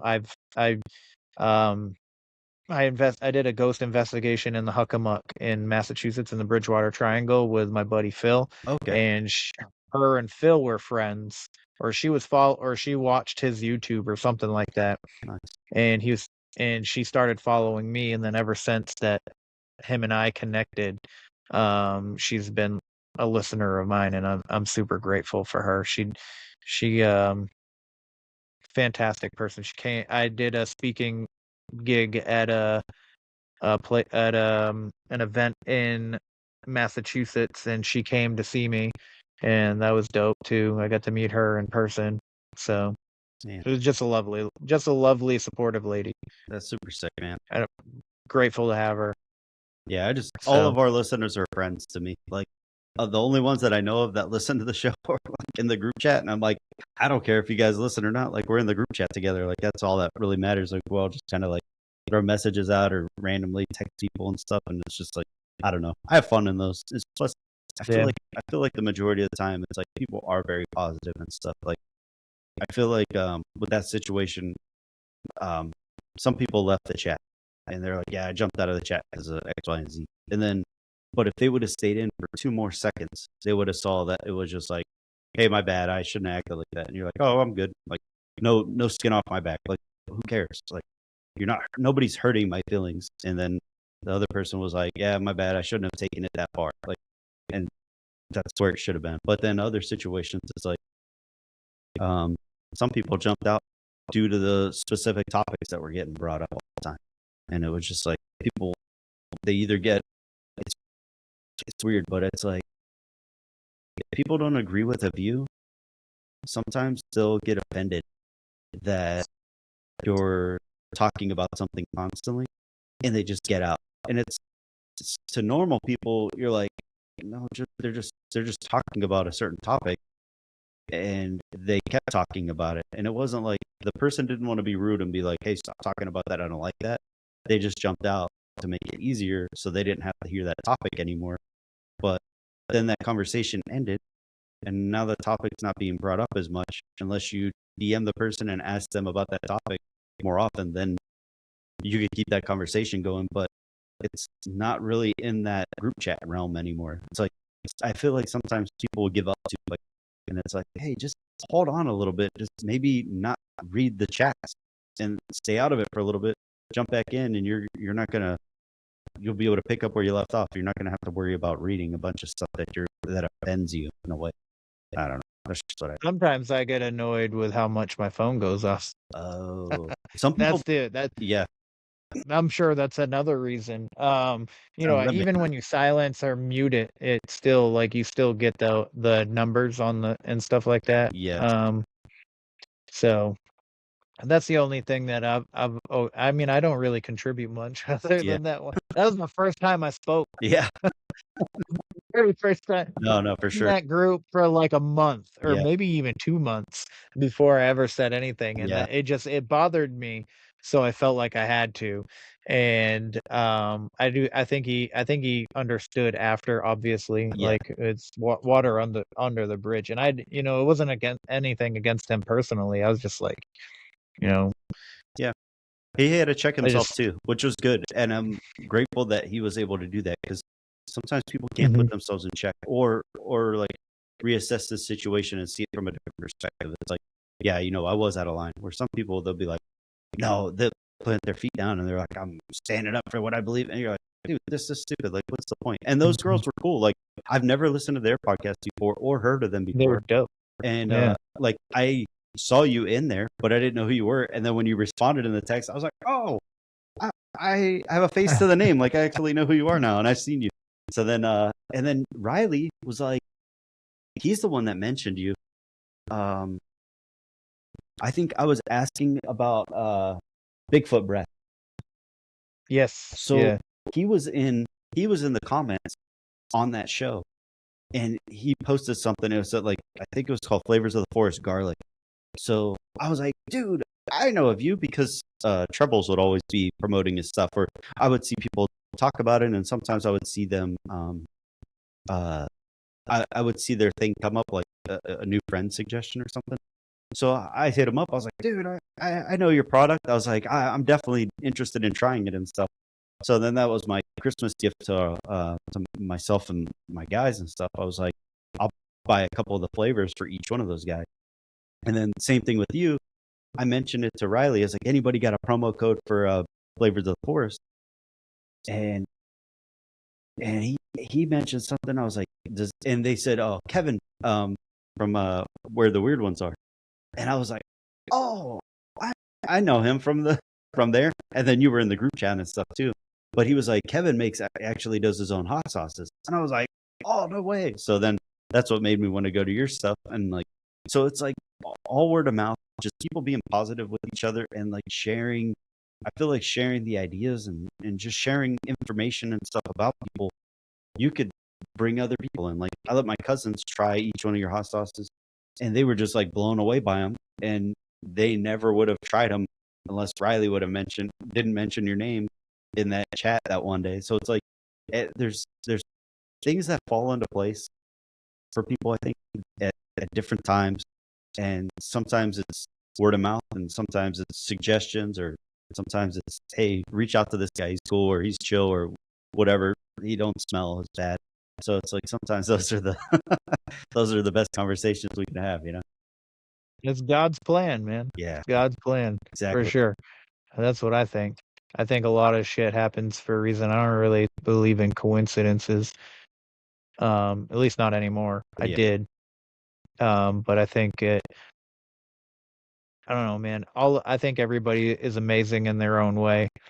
And we're all just trying to do something that we love and enjoy, and I love the community about it. But actually, so this leads me to like my closing question. Is I love asking this question just because I love, because everybody has a different, like, some. Anyways, so my My favorite question color is, is red.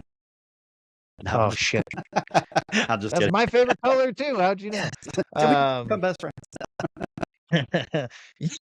um.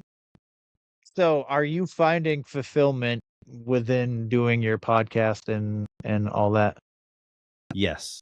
I feel like I'm thinking like, man, during 2020, when it was like my roughest times, I couldn't have, or like even like to 2020 to 2022 was just like a really weird situation and stuff for work and my career. Like I ended up like losing my job, and then it was like very like I just felt like I lost my Who you were, yes, your purpose. yes, exactly. And it was like that wasn't even my purpose to begin with. Like that wasn't my dream job. Mhm. But my Yeah. roommate was telling me, he's like, dude, this has become your dream job. Why don't you take advantage of it and do it? And I'm like, you know what? I think you're right. So I ended up packing up, moving from California, moved all the way to Massachusetts, and I lived in Cape Cod.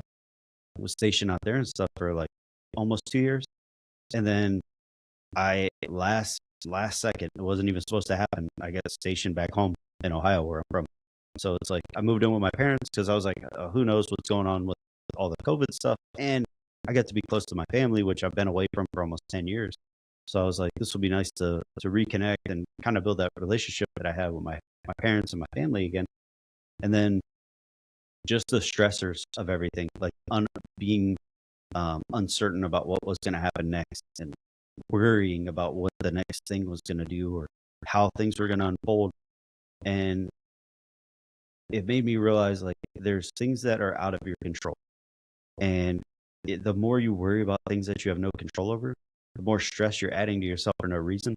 So it's like I tried to put my trust in God and like, hey, this whatever your plan is, it's your plan. Like I'm just here for the ride, and like let's see where this goes. And there'd be days where I would just pray about it and be like, should I do this? Like, is this the right direction for me? And sometimes I would feel like it was almost like it didn't feel like it was like a internal like guide. It was more like an external guide. Like, yeah, you should quit. Like, just don't even waste your time anymore. Like, I would get those, and I'm like, this didn't like the discernment. I'm like, this doesn't feel right. Yeah. Like, I could understand maybe taking a break for a little bit, or kind of like toning back certain topics, or figuring out where I need to be. And then what happened was once I started like, all right, I'm gonna do this, and whoever's along for the ride, cool. If you're not, oh well. Like my guys, like I would always try to make sure we're all together when we're recording, and it got to the point where not everybody's schedule didn't match up, and there are four of us.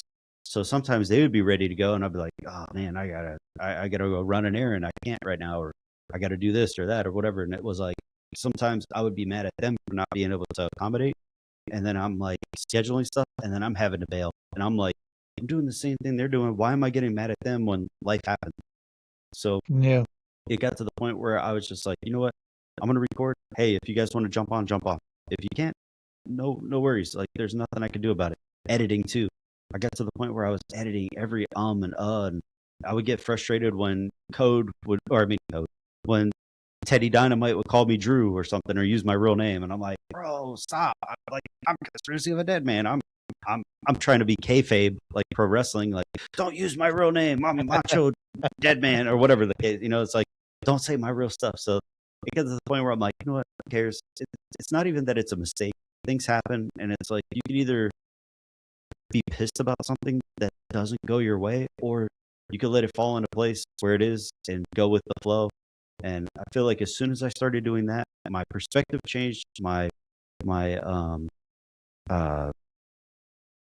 perspective changed, my attitude changed, and it almost made it more appealing to the listeners. And I think it made it more appealing to the people that were brought into my life with the group chats and through these conspiracy channels and other podcasts. Not all of them are conspiracies, but some of these people, I feel like they've been like very welcoming and open to like having me on as a guest, like yourself. And just some people are like, hey, I didn't know who you were, but I listened to so and so's podcast, and this was like a really cool conversation. I would love to have you on. And I'm like, oh, cool. Like I never thought that people would want to even hear me talk. And I didn't have a radio voice, and so I got my tonsils removed and my nose fixed from I used to sound real nasally from having like deviated septum from getting hit in the nose too much. But I don't know, man. It's been a process, and it's been a fun ride, and I've been really enjoying the entire process from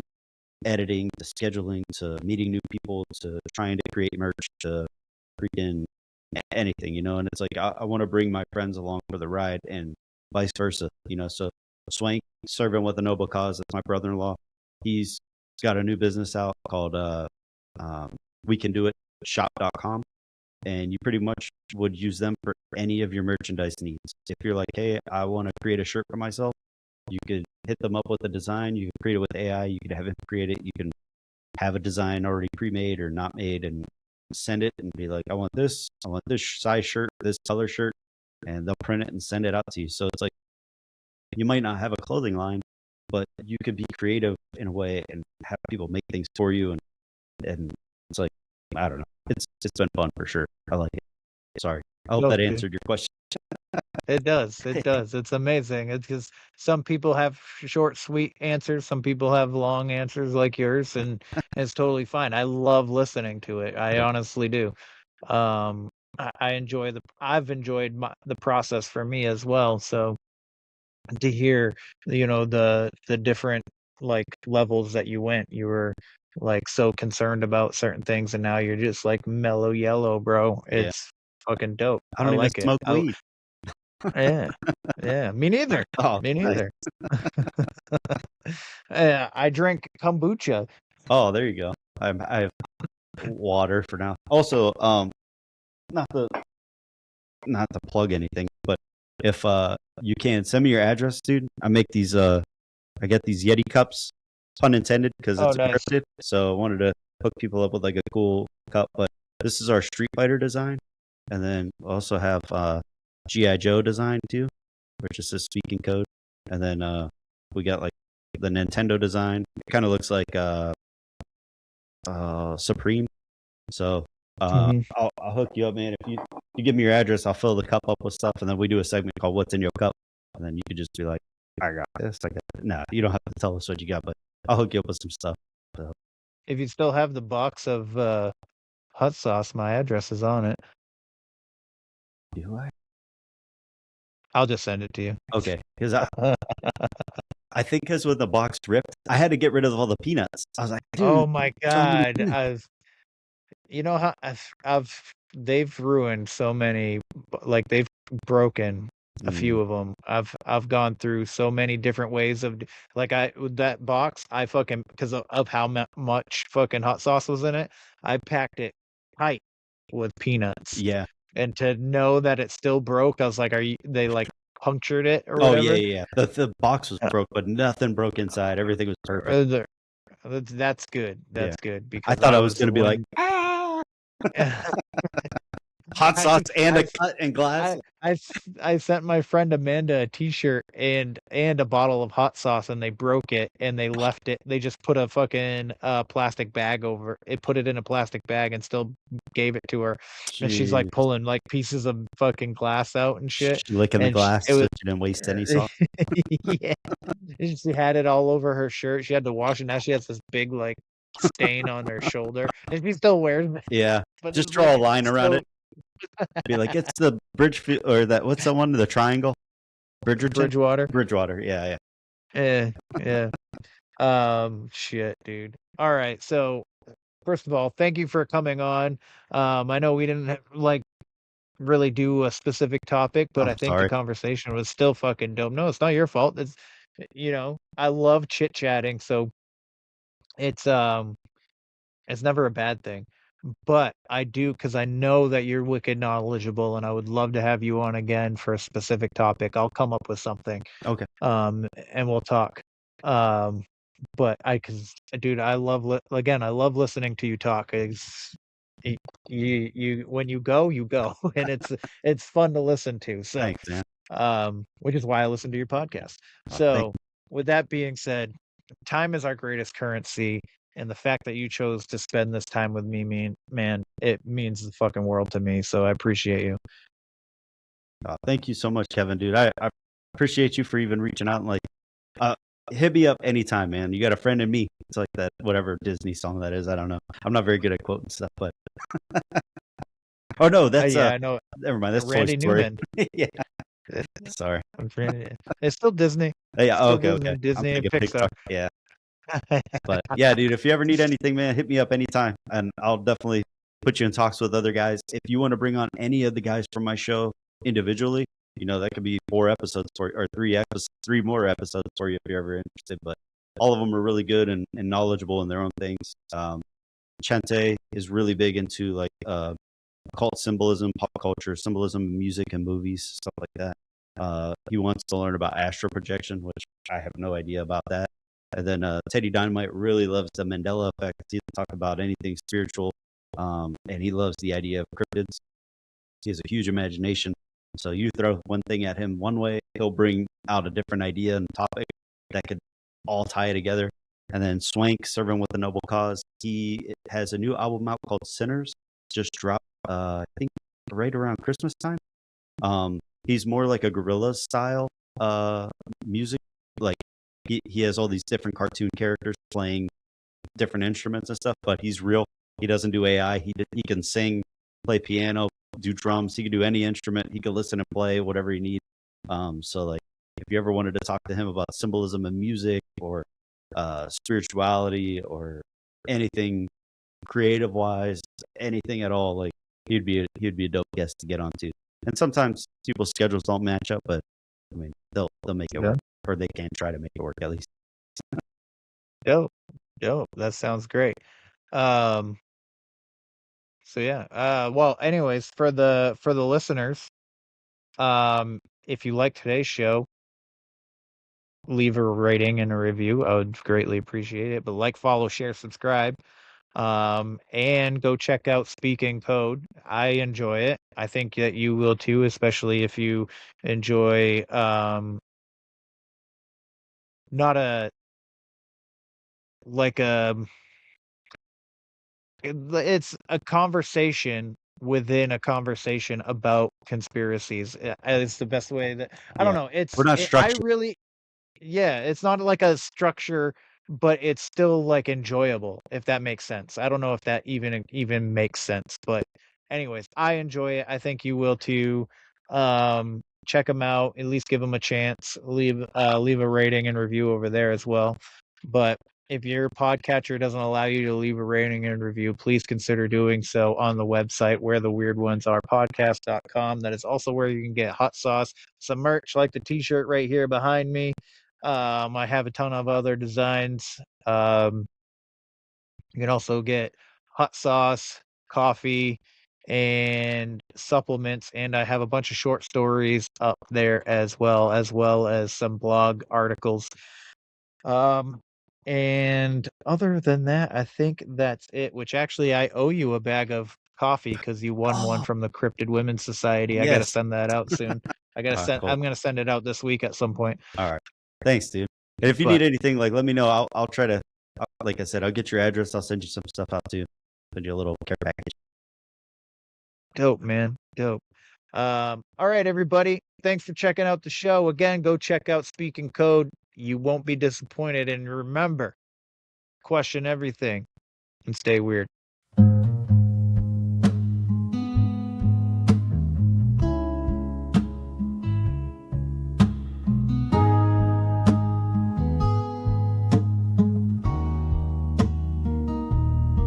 In the quiet of the night, when the world feels far, there's a voice through the static, like a falling star.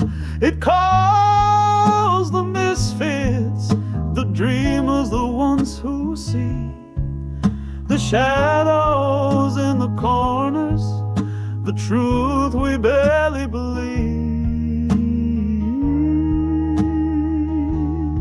From the pine tree woods to the desert skies, they talk of ghosts and aliens with wonder in their eyes, not afraid to ask the questions that others won't dare, 'cause the world gets strange when you stop and stare.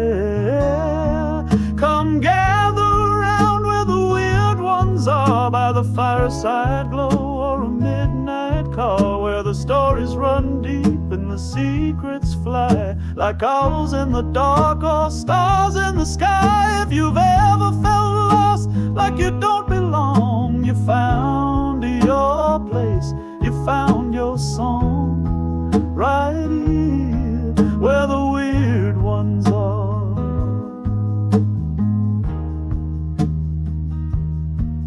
They'll talk of cryptids, time slips, and deja vu, of spirits that linger, and what might be true. But more than the monsters, it's the people you'll find who dare to be open with curious minds. It's not about fear, it's the thrill of the ride, to question the world with wonder as guide. So pull up a chair, let your freak flag fly, we're the seekers of truth beneath the sky. Yeah, come gather around where the weird ones are, on the moonlit thoughts and cosmic scars, where the veil feels thin and the questions burn, and we chase the strange at every turn. You're not alone, not in the dark, you're with a tribe. You found the spark right here where the weird ones are.